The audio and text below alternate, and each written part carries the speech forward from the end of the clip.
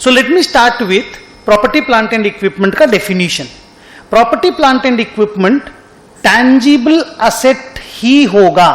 Intangible asset के लिए we have a separate Ind AS, that is Ind AS 38. So what is a property plant and equipment? उसकी दो characteristic है. Number one, it is held for use, and number two, it is expected to be used for more than 1 year. So if any asset is going to fulfill or is fulfilling these two characteristics, हम लोग उसको financial statement में property plant and equipment बोलेंगे और उसको IND AS 16 के अंदर से accounting करेंगे.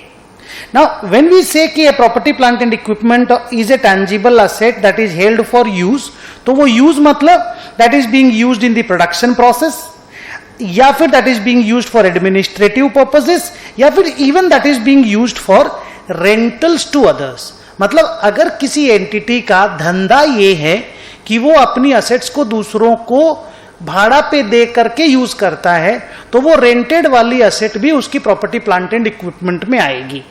वैसे if you have a one of case कि जहां पे आपके पास एक पर्टिकुलर असेट है, आप उसको भाड़ा पे लगा दिए या भाड़ा पे लगाने के लिए रखे हो, so that will become an investment property, और वो investment property will be accounted for as per Ind AS 40.